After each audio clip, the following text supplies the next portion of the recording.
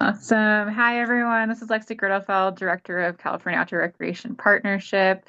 We're launching into our ninth annual Sacramento Summit orientation webinar. I know most folks are listening to the recording later, so I'm going to remind everyone today is Wednesday, April 1st, and bills may be in different places by the time the summit happens, so review your packet. But otherwise, we'll launch into what's going on right now ahead of the summit. But one rest. There's someone that needs to mute.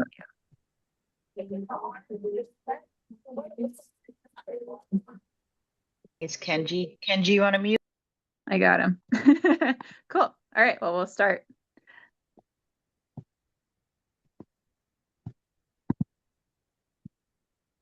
So first, I want to thank our sponsors. Thank you to VF Corporation and REI Co-op for being our gold sponsors, HydroPack for being silver, Peak Design for being a silver sponsor, and Founded Outdoors. We honestly couldn't do this work without you and host the summit and our advocacy. So your investment goes directly towards passing legislation that we're advocating for. And thank you very much for the support. We are also still taking sponsors. It really does take a village to pass a bill. And so please get in touch if you do have some extra dollars you're willing to put towards this cause. Here's our full program. So currently you are in our pre-summit orientation and preview via Zoom meeting. The meeting will be recorded and is available. It will likely be on YouTube. I'm not sure if it'll be password protected or not. Depends if anyone says anything off color or not on this, but hopefully we can share it publicly. For early arrivals, we'll be hosting a bike ride and happy hour welcome event at ASI Peak Adventure. That's the outdoor ed program at Cal State Sacramento. And we'll have bike rentals available and we'll be doing a happy hour. I don't think we'll actually have the happy hour inside the building. We're going to figure out where we're going to host that after. But we'd love to have you join us and the students at Peak Adventure. And then the next morning, Tuesday, April 14th, we've had a little bit of a shift. Our bill is actually going to be heard that morning. We've never had that during a summit before. So instead of having a full-on advocacy lobby day, we have a hearing. And so we're going to meet outside the Capitol. We're going to have coffee and light breakfast available, and then we'll have our morning session. We'll have a program going on likely at CNRA, but I'm still sorting out the location now that we've had a shift. Sorry, my dog came in. And then one person from each organization will be invited over to testify in the hearing. Basically, we'll have two folks from Corp giving testimony, and then we'll have each person from each org get up and say a me too of we're in support of this. So it'll be really fun to have support. There is a chance that it might be heard on consent. So then we all just go into the program and enjoy that and instead of going to the hearing. But we won't know if it's on consent file until the Friday prior to the hearing. So a little bit of a shift this year, but exciting. We'll have box lunches available from 12 to 1, and then we'll go into our lobby sessions in the afternoon from 1 to 4:30. And then we can hopefully celebrate the bill passing out of committee at our Impact on Tap happy hour from 5 to 7 at Revival, which is at the Kimpton Sawyer. Please feel free to invite anyone you'd like, colleagues, partners, etc., anyone like-minded that care about outdoor recreation, public lands, and the like. And then the following day, we'll have our Outdoor Industry Expo from 10 a.m. to 3 p.m. on the State Capitol lawn right in front of the Capitol building on the west side. We'll have coffee available and light breakfast for vendors from 9 to 10. You can start setting up as early as 8 if you would like. And then the expo will officially open and we'll have a program at 10 a.m. Then we'll have our lunch at noon. And then the expo will close at 3 o'clock. Oh, and for lunch, we're doing a taco bar again, and we should have vegan options. And then cleanup will be from 3 to 4 p.m. that day. Do I have any questions on the program? We'll send out lobby meetings as soon as everything's confirmed soon. I'm going to talk about Corp and our background. So we've got new economic numbers back. I wanted to highlight that for everyone. This is why we exist. California is home to nation's largest outdoor economy, contributing $87.9 billion annual spending and 589,354 direct jobs. Those stats are from 2024. And we'll provide you with these stats for your lobby meetings so that you can have these to share as well. And as far as Corp and our members, we represent everything from manufacturers and gear companies to retailers, guides, nonprofits, anyone focused on access, policy, and funding in support of California's outdoor recreation industry. Our three pillars are to power a voice for outdoor recreation, fund investments in parks, trail maintenance, transportation, education, and new parks and underparked communities. We also promote access for all, primarily for underserved and urban communities who have historically been excluded. We believe in equitable access. And then we also advocate for business and industry success and economic jobs within the state for the outdoors. Our legislative priorities this year, we are sponsoring a bill and we'll be pushing out our PR about that soon. But we've got our spotlight bill, AB 2578, Outdoor Access and Recreation Economy Act, introduced by the fantastic Assembly member Chris Rogers from California's 2nd District. He represents the whole North Coast. So all the redwood states and federal parks are in his district, a lot of BLM land, U.S. Forest Service. It's a great district to represent the outdoors and an outdoor bill. We also will be supporting the following bills. We've got AB 946, Equitable Outdoor Access and 30 by 30 Urban Nature-Based Projects. SB 1268, Outdoor Public Recreation Equitable Access. SB 1167, which is an e-bike classifications bill. We've got SB 1048, State Seal of Climate Literacy. AB 2158, Outdoor Learning and Environmental Literacy. We've got AB 2494, State Forest Research, Recreation and Restoration, and AB 1624, Public Lands Protection Act. But first, I wanted to call to attention, there was an executive order created today. Governor Newsom launched N626. It's an executive order to create an Office of Outdoor Access and Recreation Economy. It's the OR.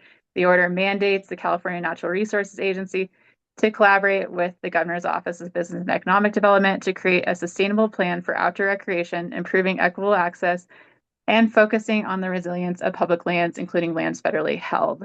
The goal will be to implement Outdoors for All strategy and California Jobs First into action, help all Californians and nature thrive together, and have partnerships between CNRA and GoBiz and implement the Outdoors for All strategy plan and the state economic blueprint for California Jobs First.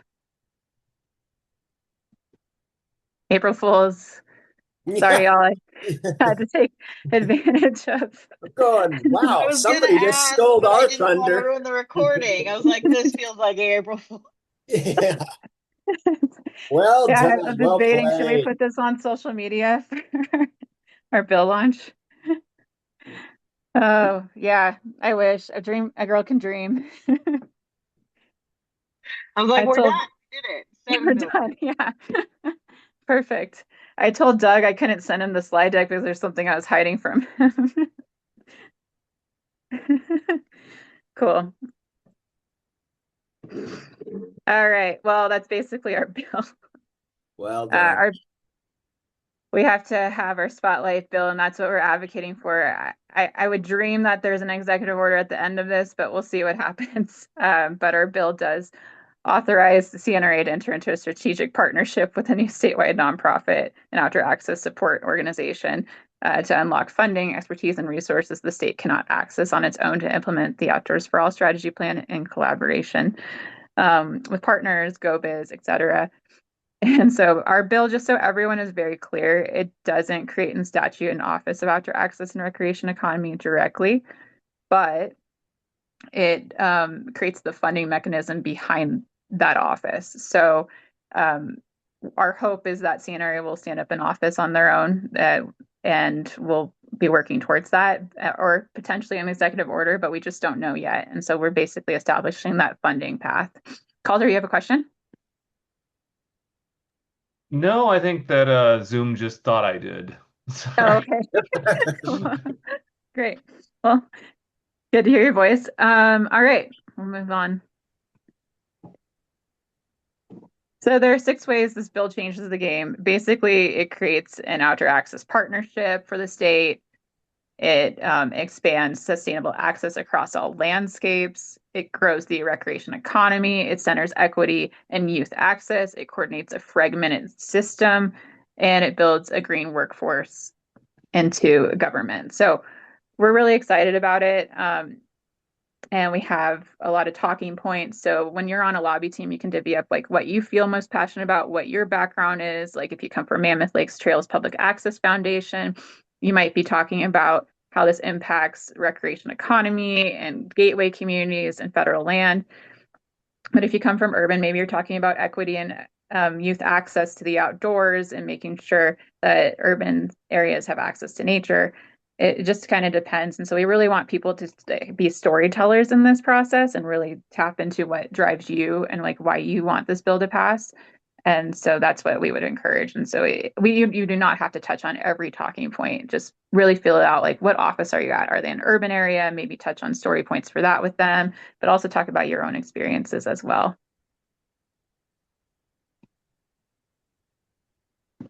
So why does California need this? Well, we are at a point where 24 other states have created an Office of Outdoor Recreation in some capacity. And there's a confluence of states that we're not a part of. So we just feel like we're missing out, and California needs a structured solution to lead and not follow on this topic. Currently, also, 57% of our entire state is federally managed by BLM, USFS, and NPS, yet there's no coordinated state effort to promote access or economic development across these lands. And there's no protection on the state level as well. So we're hoping that this can help with coordination when we're dealing with our federal partners. It also helps gateway communities across California. They're ready to transition from extractive to recreation economies, but they lack the resources and the partnership infrastructure in order to do so. And also currently, we believe that there's a lack of access for our youth to access trails and outdoor recreation in our state. The stat says that 1 in 3 youth have never accessed a trail. And then only 52% of Californians get outside to recreate each year. And now we've also had a lot of strategy plans introduced at the state level that mention outdoor recreation and sustainable recreation in the state. So we've got Outdoors for All strategy, Jobs First, Economic Blueprint, and the Wildfire Resilience Joint Strategy. So we think it's time that we actually combine all these efforts and put them into implementation for the state. Where are we in the process? Well, I mentioned a little earlier, we're in the Assembly Committee on Water, Parks, and Wildlife. We did meet with committee about the bill, and we haven't heard any direct opposition yet, so very exciting.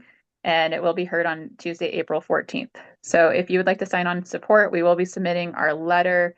I believe deadline is Friday to submit support to us for that letter. And that ahead of this hearing, you're also welcome to go to committee hearing and voice support when they call for supporters. You just line up and say, I'm this person from this organization and we're in support. And then you sit down. It's pretty easy. So we would love for you all to take part in that process before we hopefully move on to some of the appropriations, but I don't want to assume anything. Lexi, do you have the letter yet with all of the brand supports finalized that you're going to send out? No, I don't. Sorry. It's almost done, and I'm a little bit behind on getting that out to everyone, but we should have that in the next day or two. Yeah, I'll share that with everyone on this list. Thank you. Yeah.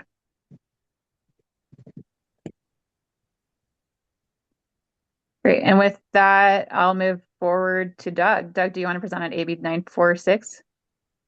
Yeah, thanks, Lexi. So evidently it's the Ledge Committee or the full board took a formal support position on this bill.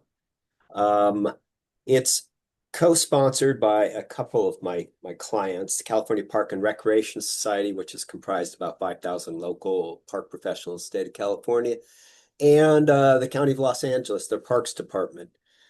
And the bill was introduced for a couple reasons. One was to codify the first partner or the governor's Outdoors for All initiative into law. The 30 by 30 initiative has been codified through legislation from a couple years ago, I believe, but not Outdoors for All. And then secondly, what the bill does, and importantly, at least for in urban settings, is it asks funding entities that are that operate in the 30 by 30 space to really look at investments that are urban and population adjacent, where there are park deserts, there's green space deserts, And I think there's going to be at some point there's probably going to be some pushback, and I'm anticipating that primarily from some of the larger conservation organizations that are going to ask the author to maybe kind of stay in his lane, and that there are a number of grant programs sort of in the urban space, urban green, for example. But I think at the end of the day, we have a pretty good case, pretty good argument to advance this, and it's important that we again um, create generate some investments that are population and disadvantaged community adjacent. Right. Is that any questions on that one? Okay.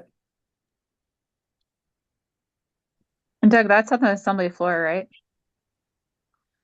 No, I'm sorry. This is what was called a 2-year bill, and it was amended earlier this year, and it's over on the Senate side. So Oh, cool. it's out of its House of Origin already, and it's on this. It's going to be heard. I don't have an exact date. Probably sometime in May in the Senate Natural Resources Committee. Great.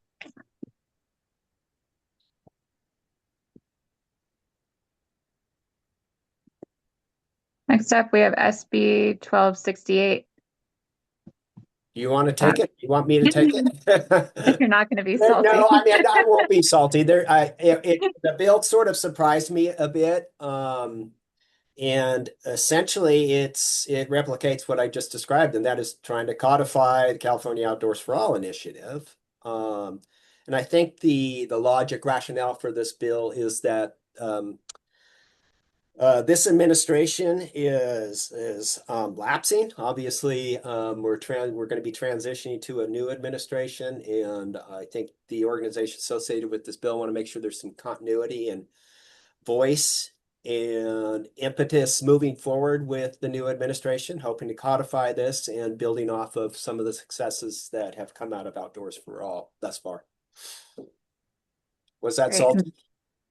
Yeah, and this is sponsored by Audubon, California, Cal Wild, Green Latinos, Latino Outdoors, Los Padres Forest Watch, and Sierra Club. So it's got a huge support, especially from the conservation community. So that's good to see when it comes to equitable access issues. Are there any questions on SB 1268? It is currently in Senate rules, Doug. I heard it was going to be referred to committee, I think the same day as ours, but No. So Water Parks and Wildlife, I think they convene on Wednesdays and Senate Natural Resources on Tuesdays. oh, okay. No, yeah, ours is Tuesday, April 14th as well. Oh, Yeah, you're absolutely right. this year. No. Water Parks and Wildlife. Oh, it is Tuesday? Then you could be correct. My mistake. Cool. Yeah, but it hasn't been referred yet, so I guess we're waiting on that. Cool.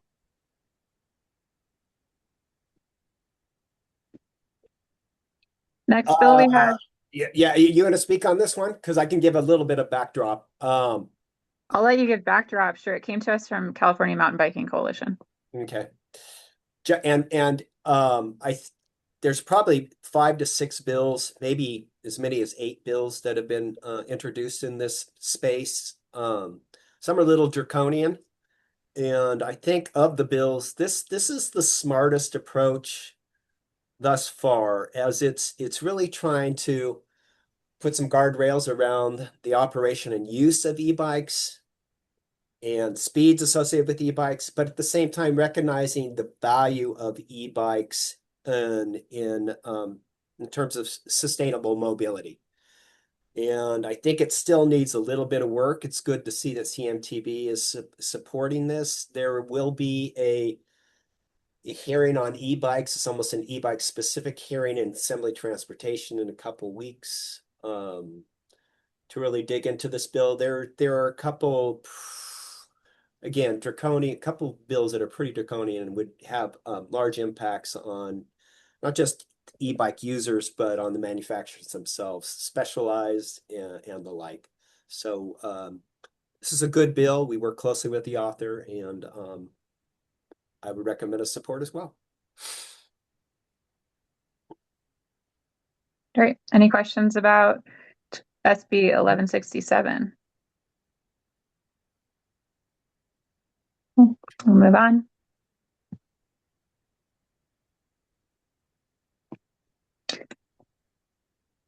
So we recently have started a new friendship with 10 Strands, which is a nonprofit that's got a goal of introducing kids to environmental literacy. And they have a fantastic bill package this session that we've decided to support. The first is SB 1048. It's the State Seal of Climate Literacy, and it'll create a new State Seal of Climate Literacy to recognize high school students who demonstrate mastery of climate science, environmental stewardship, and sustainability concepts. The seal would appear on diplomas and transcripts, incentivizing climate education and recognizing students who are prepared for California's growing green economy. We think it's great to incorporate something like this within education. Any questions on this bill so far? Great, I'll move on to their other bill that we loved as well. AB 2158 is Outdoor Learning and Environmental Literacy Act of 2026. It would recognize outdoor learning as an effective and developmentally appropriate instructional method that improves mental health, environmental literacy, and student engagement. The bill encourages local educational agencies to integrate outdoor learning across subject areas and establishes a pilot program to demonstrate impact and inform future state policy. Just another way of incorporating outdoor education into our public school system. So we love that Assemblymember Hoover introduced this. This bill and the climate literacy seal bill are both in the education committee. So this one's in the Assembly Education Committee, will be heard on April 8th. And the other one is also in the Senate Education Committee, which is also on April 8th. Any questions about this bill? Cool.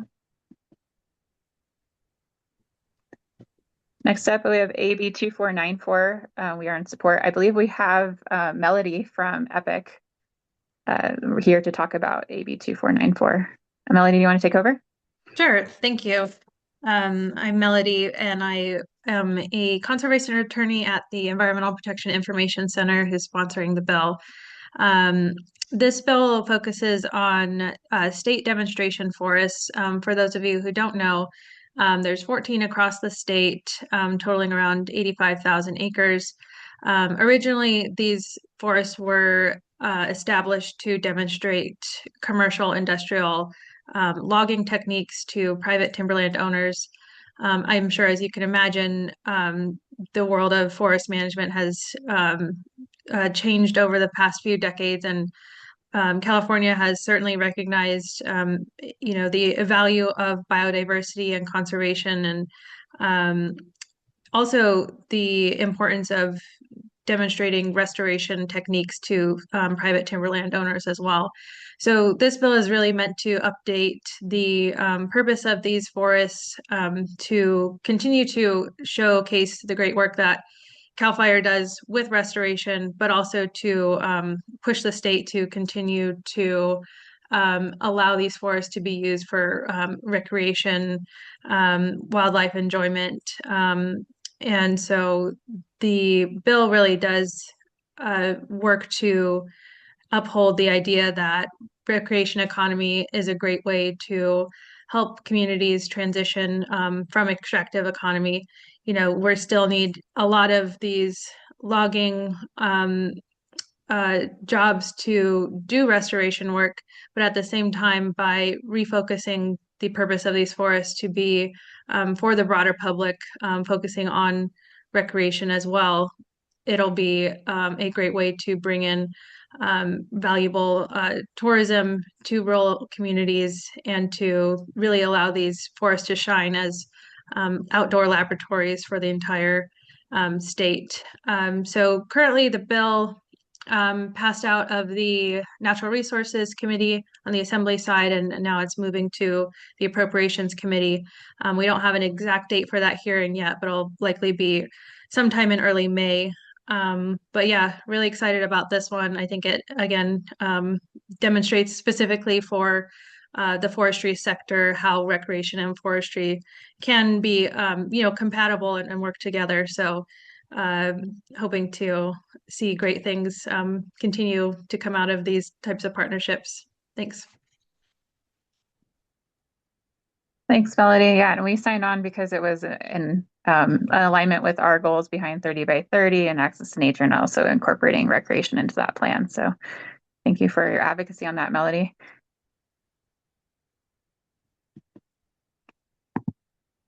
Next up, we have the Public Lands Protection Act, AB 1624, sponsored by Trout Unlimited and Environment California. And we have Katie Hawkins here from Trout Unlimited to present on the bill. Thanks, Lexi, and thanks to all of you for your continued support of public lands in California. How this bill came about was, I think everyone is well aware of kind of the efforts that were happening at the federal level last year to sell off public lands and waters all throughout the nation. And it was really this group, the outdoor recreation and conservation, again, small business owners, everyone, these collective efforts united to really put pressure on lawmakers last year to have the potential sell-off of public land provision in the big beautiful bill was removed, and it was right before the 4th of July holiday. And so this touched everyone throughout the country. No matter how you recreate or connect to the landscape, this hit home. So in California, again, aligned with our goals of California's 30 by 30 Outdoors for All initiative, but also to not undermining that public input on land management, which is critical to not only abide by the NEPA and CEQA and these longstanding, laws that we've had that are in Congress and in California state laws. But again, just this bill is to be a backstop for any new potential sales of federal public lands. And so this came about, introduced this year. It's bipartisan support with Assembly members Burr and Assembly member Gonzalez. Right now, we have been collecting a lot of feedback from coalition partners throughout the state to strengthen and improve this piece of legislation, because again, public lands touch so many folks. And so again, appreciate the folks at Corp and other partners for your patience as we got these amendments. They are being submitted through the portal now. So by the time of the summit, you'll have like a clean bill text to be able to go in and talk to lawmakers about this piece of legislation. I think just to add, yes, aligned with like Corp's mission as far as like access and promoting and enhancing access on California landscapes. Over 50% or close to 50% of the state is federally managed public lands. And so we felt this is something to get behind, because again, just seeing the threats and attacks that were happening last year, and we don't know, there's a lot of uncertainty of how things are going to be moved forward with this administration and this Congress.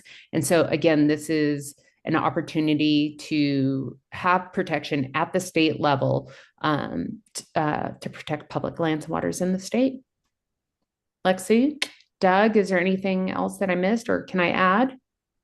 No, I think it's doubly important, in as much as we might have a Republican governor to have this in place before we have. That's another conversation. April Fools. No, it's not yet. Not yet.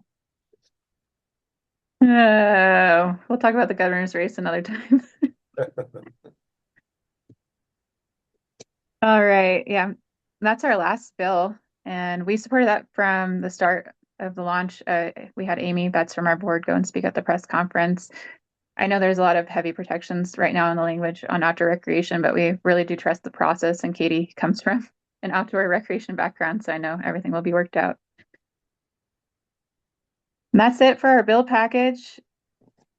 I think we were really selective this year. There's a lot of bills impacting outdoors, outdoor recreation spaces, wildlife. There's a bill to reintroduce grizzly bears to the wild. And at Corp, we really try to hone in or focus on like, what is our mission? What are we focused on exactly? Because we are a small staff and a small org. So we really looked at bills at like what was impacting outdoor recreation access and what was the balance with protecting spaces to conserve and protect, especially when it came to extraction. And that those were the bills that we found. So we'll send out a package before the summit, so you have all the talking points and everything together and where everything is. But yeah, very looking forward to advocating for these bills moving forward. Here's our key dates in the 2026 session. We've got February 20th, last day for bills to be introduced, already passed. We got ours introduced and it was a little bit nerve-wracking, but very grateful Assembly member Chris Rogers did author the bill the last week it could be. Right now we're in policy committees. The last day for bills to pass out of policy committee before moving to appropriations for the fiscal bills is April 24th. For non-fiscal bills is May 1st, and then for the last day for bills to pass out of fiscal committees and go to the floor is May 15th. Last day for bills to pass out of first house is May 29th. Second house committee hearings begin June 1st. The legislature adjourns on August 31st, so all bills need to pass off the floor of second house by then, and then the governor has until September 30th to sign the bill. So we'll know by October if we've got the bill passed.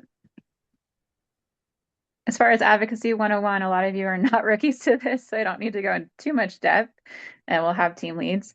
But when it comes to advocacy, what do? We decide our support, if we oppose, or if we want to stay neutral on a bill. And then if we're in support, do we want to be the lead sponsor of a bill? And that's where we're at with AB 2578, lead sponsor. Otherwise, we are more of a partner, and that's the other bills that we are supporting right now on our bill list. And then as far as when we take a step back, even though we aren't support, it's just a coalition sign-on letter. We'll just submit that, but we don't include it in our bill package. That's how I look at that. And then next we'll write a letter of support.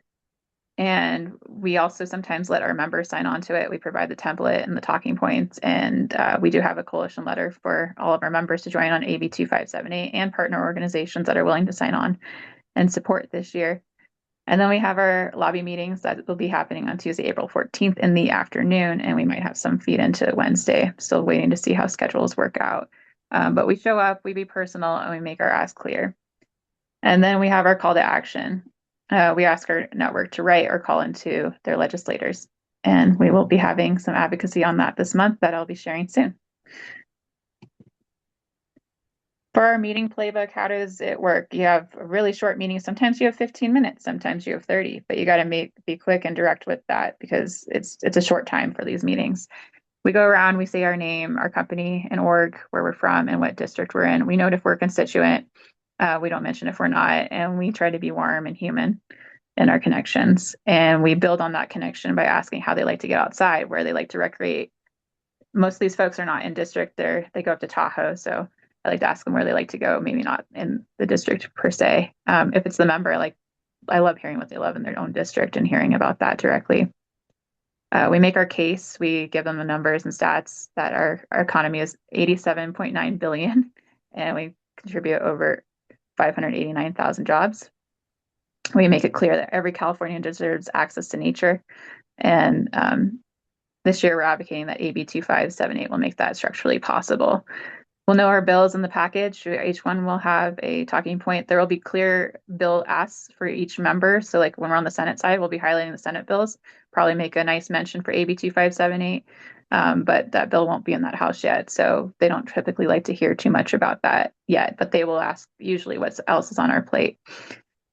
So we'll make that clear when you're going into meetings, what your talking points are and what you're highlighting for them in that office.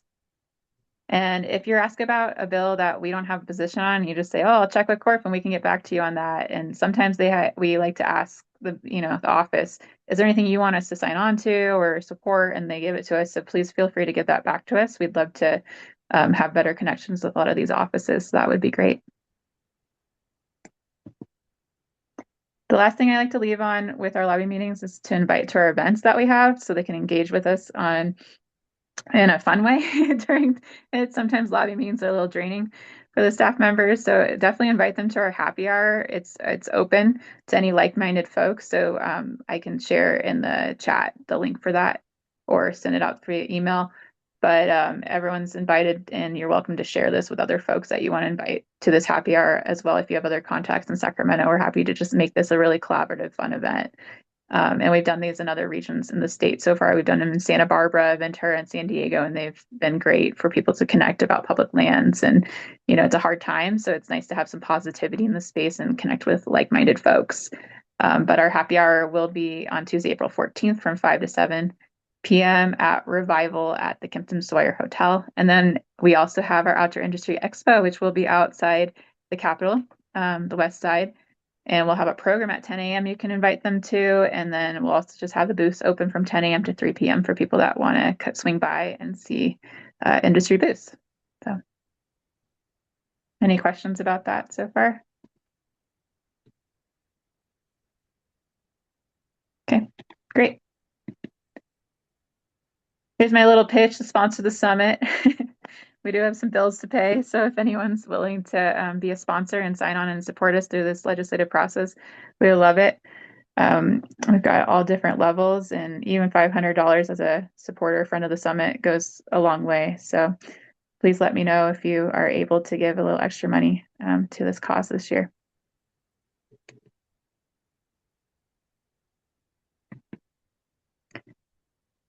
All right, that's it. That's all I've got. Are there any questions about the summit? Happy to answer them.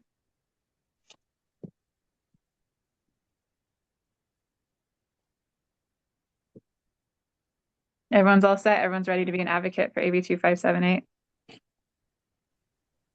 Yeah, actually, I did have a couple of quick questions Yeah. regarding 2578 and where it is currently in committee. I just opened up and looked at the list of committee members here, and I was just wondering if you had personally or through other channels like a sense of the temperature in the room, if there are any particular legislators on that committee that we should perhaps be trying to focus on with our networks to reach out to, or where, particularly since obviously that's happening the day of, right, of the summit. So, yeah, wondering if there's anything we should be concentrating on in the next couple weeks here.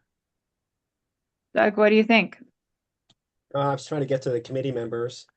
I'm going to stop I sharing. don't, yeah, I don't, I don't envision any real challenges, as Lexi mentioned earlier. It may even be slated for consent, which means it bypasses the whole testimony process associated with the committee. And normally I do a lot of my own advance work, and I'll do my independent lobbying, working with the committee, which we've done a lot of that. And I'll stop into every office and have a conversation with the person within those respective offices assigned to Water Parks and Wildlife. I'll meet with the Assembly Republican Caucus, and that's where I could really gauge temperature, because this bill will get unanimous support from Democrats. No question. The challenge will be the Republicans and helping them to understand sort of the economics associated with this bill. I think is definitely going to be a key talking point for them. And I can't imagine, again, I don't know who would be opposed to this. And I won't know until I start having those conversations, and those won't take place until probably next week when they return from spring break. Thank you. And if I do learn in the course of having those conversations that there might be a problem child on the committee, then I'll make sure to reach out to Lexi, and she can report back to the group.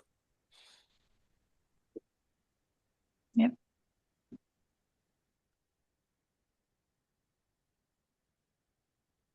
Our meeting with the committee went really well, so I don't foresee any opposition right now moving forward, but we are keeping an eye on it for sure.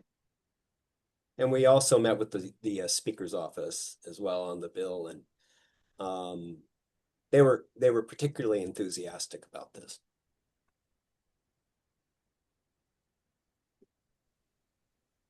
Hey, Lexi, I have a quick question.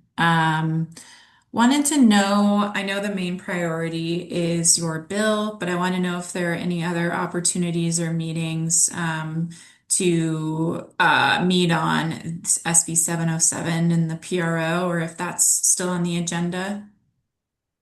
I reached out to Landbell and they're unavailable to join us. I'm waiting to hear back from California Product Stewardship Council if we can do some programming on it with them directly, but we do have a meeting request into Cal Recycle as part of those lobby meetings.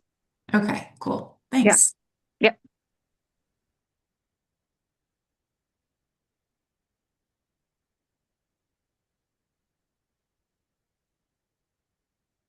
Any other questions?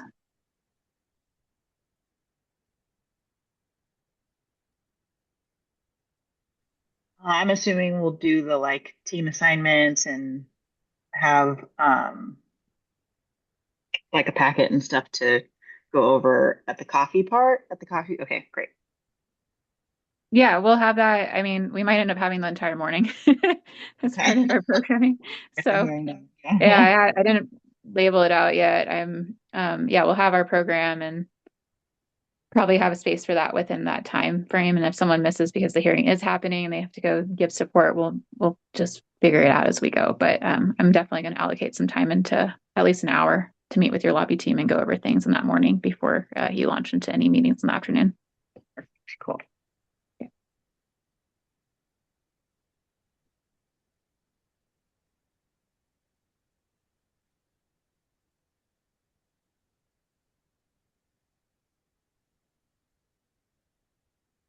Great.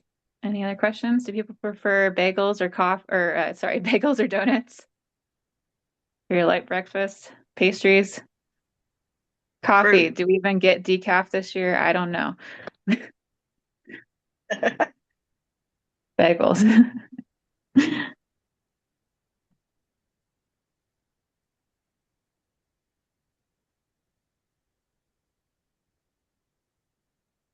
Good. Awesome. All right. Anyone have any other questions? Thank you all for your support and being here, and really looking forward to the summit and hopefully celebrating with you all. Fingers crossed that day. We have something to celebrate and don't have a really sad happy hour, but I can't imagine so. Like that our kickoff is on April Fool's and our closing is on tax day. So I know. I have to do with my taxes still. See you later. Thank you, all. Lexi. Bye, Lexi. everybody. Yeah. Doug. Thanks, Doug. Thanks, Melody and Katie, for being here. Thank you. Awesome. Thank you. Have a good rest of your day, everyone.